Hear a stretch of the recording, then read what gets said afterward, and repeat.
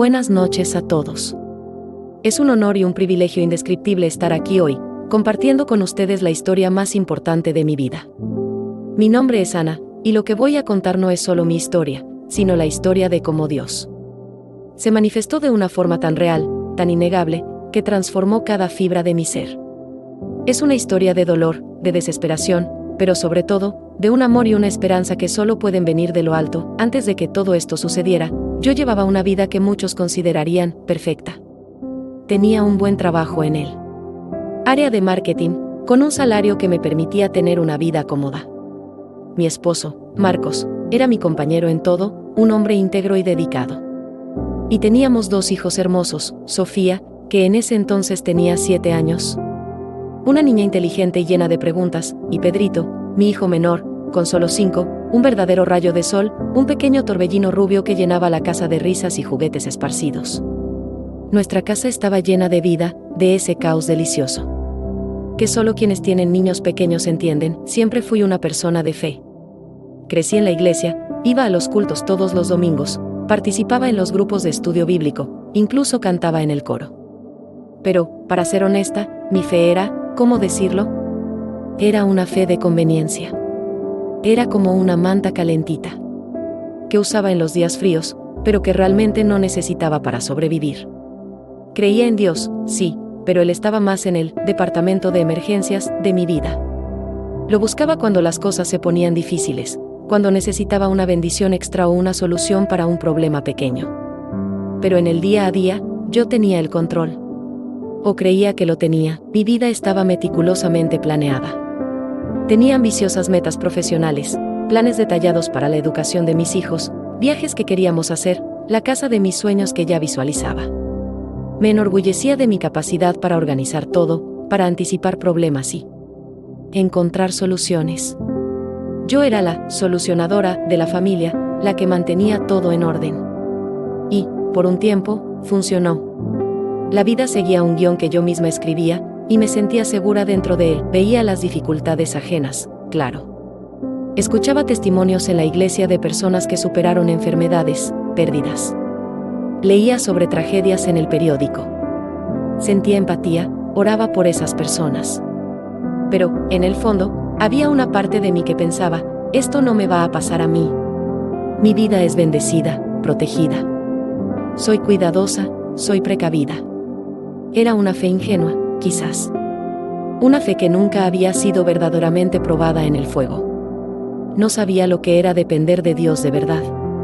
No sabía lo que era no tener ningún control. No sabía lo que era que me arrancaran el suelo bajo mis pies. Y entonces, la vida, como suele hacer, decidió darme una lección. Una lección que jamás olvidaría. Una lección que me llevaría al límite de mi existencia, pero que, al final, me mostraría el verdadero rostro del amor de Dios. Todo comenzó de forma sutil. Pedrito, mi hijo menor, siempre fue un niño lleno de energía, un pequeño torbellino. Rubio, como dije. Pero, de repente, empezó a cansarse más. Pequeños hematomas aparecían sin explicación en sus piernitas. Perdía el apetito, y lo que comía, muchas veces, no se quedaba en el estómago. Al principio, lo atribuía a la fase de crecimiento, quizás a un virus de la guardería, o incluso a una etapa de berrinches. Las madres siempre intentamos racionalizar, ¿verdad? Buscamos la explicación más simple, la menos dolorosa, pero los síntomas empeoraron. Empezó a tener fiebre persistente, que no cedía con los medicamentos comunes.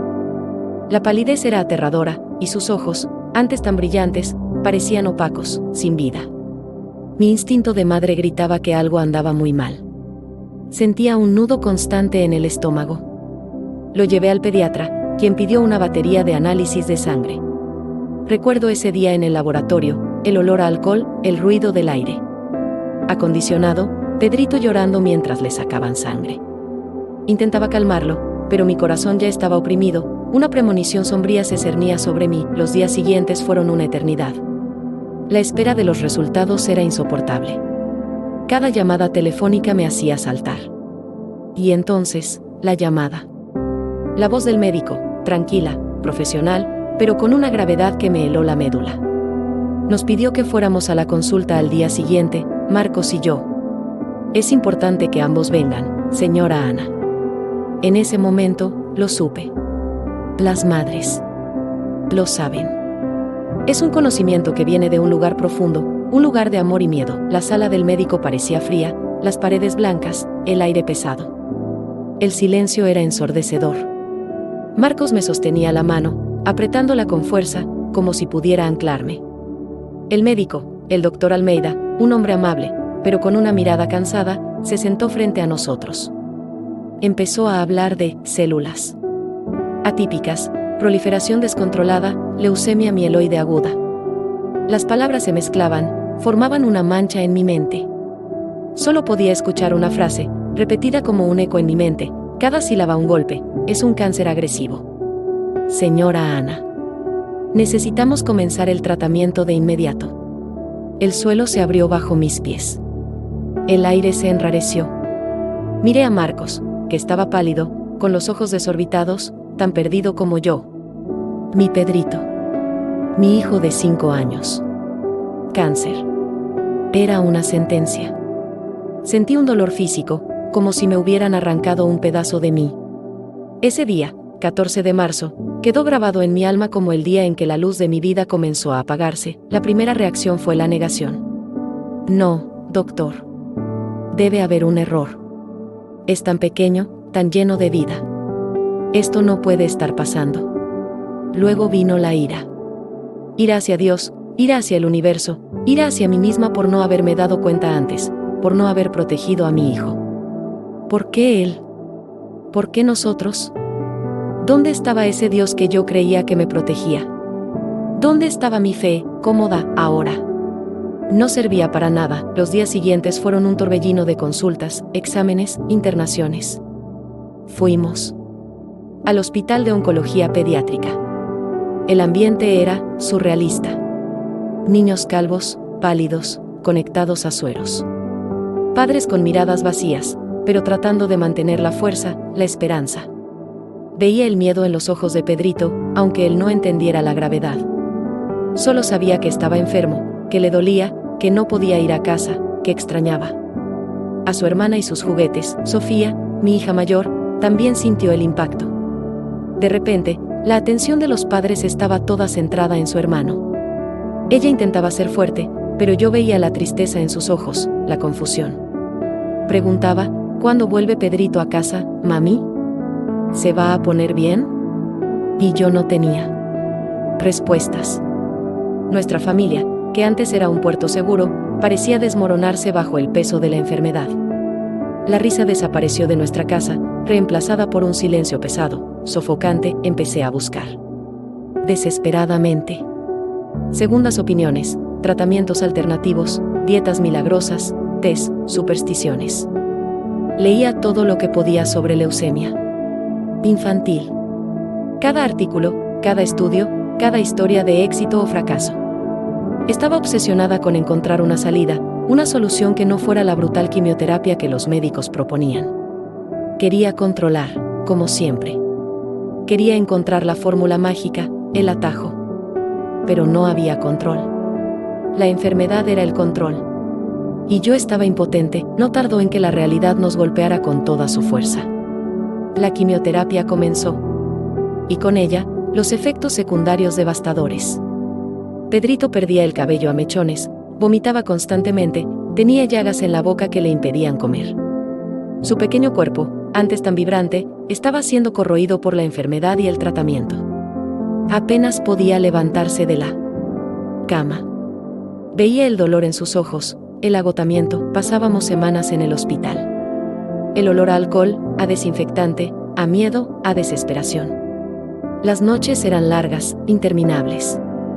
Dormía en un sillón junto a su cama, escuchando el pitido de los aparatos, el llanto de otros niños en el pasillo, el susurro de las enfermeras.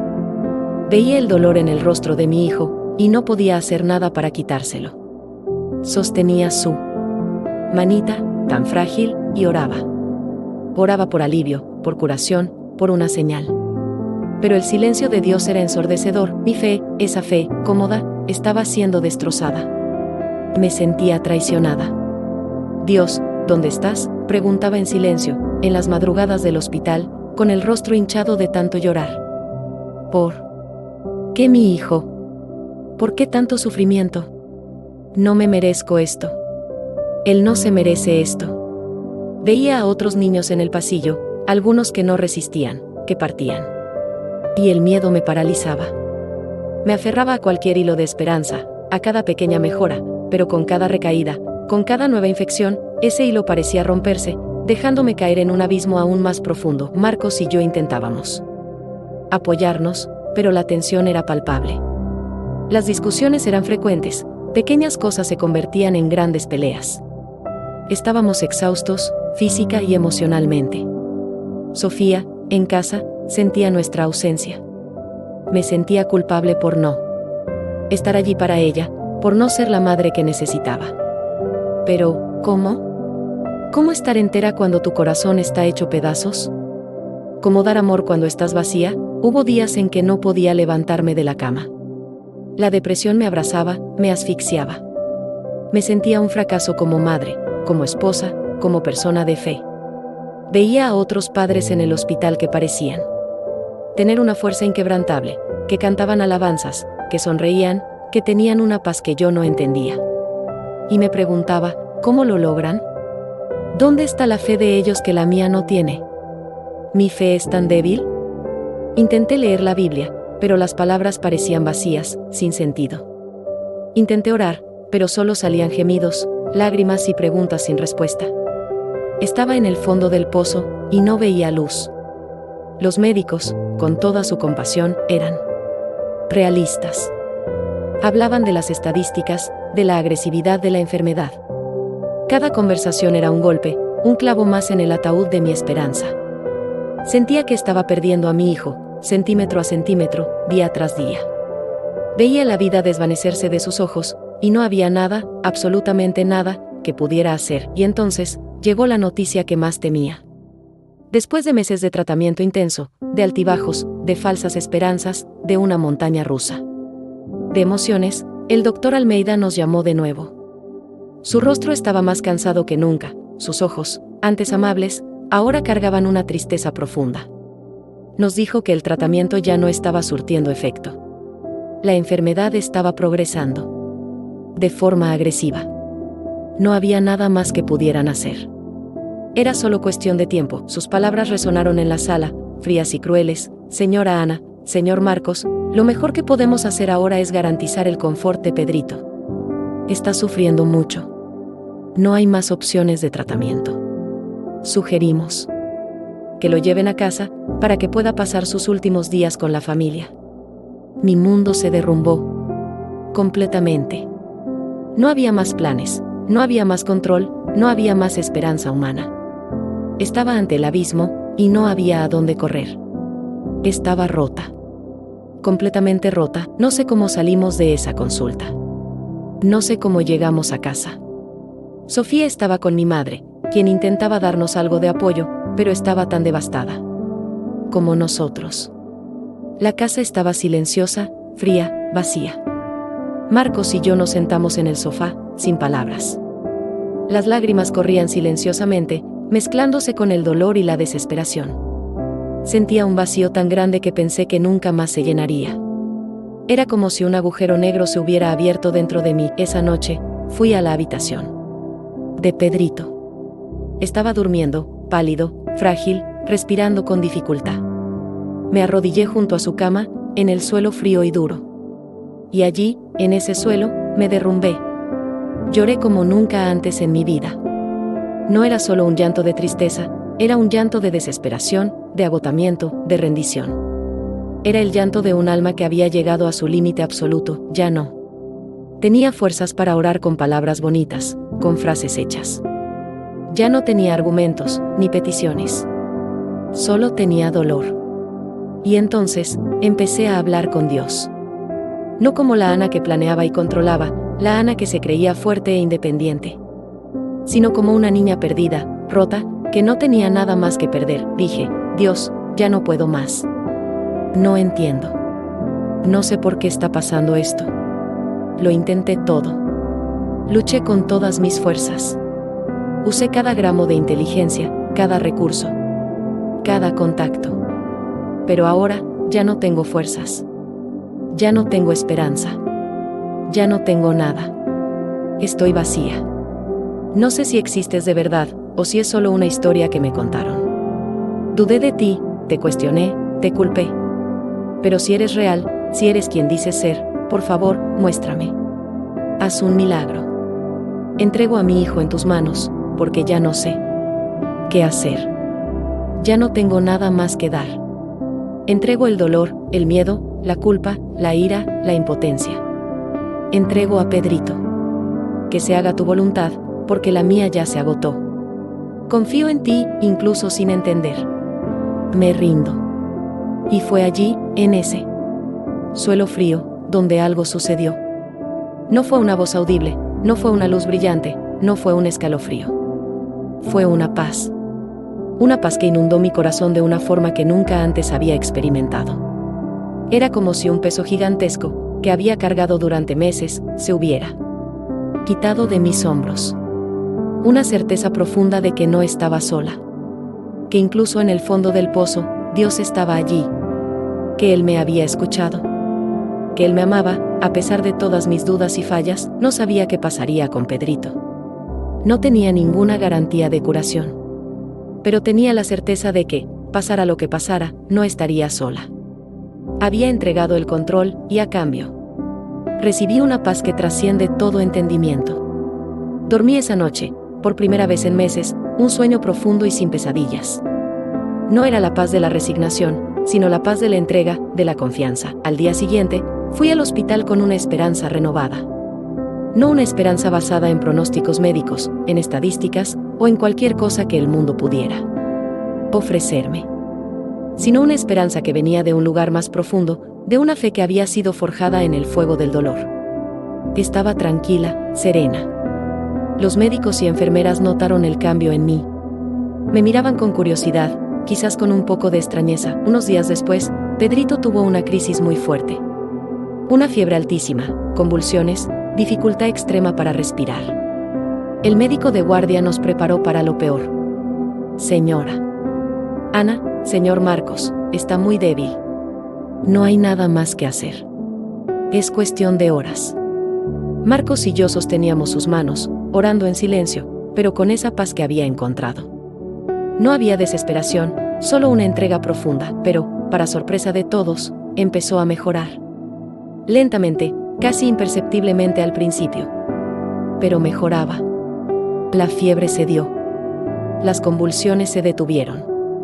Abrió los ojos, y había un brillo en ellos que no veía desde hacía meses. Los médicos estaban perplejos.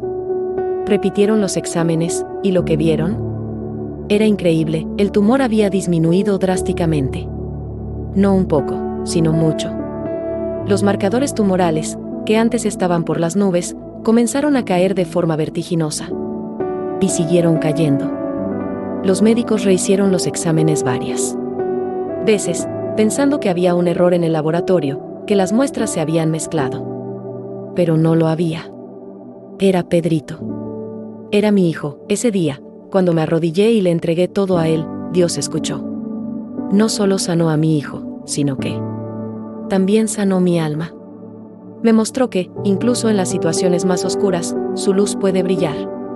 Que la fe no es la ausencia de problemas, sino la certeza de que Dios está con nosotros en cada uno de ellos, y que Él tiene el poder de revertir lo imposible. Pedrito tuvo que pasar por un largo proceso de recuperación, fisioterapia, acompañamiento psicológico para él y para nosotros.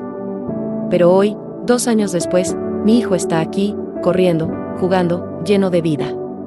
Volvió a la escuela, juega al fútbol, y tiene una cicatriz en el pecho que es un recordatorio constante del milagro que vivimos.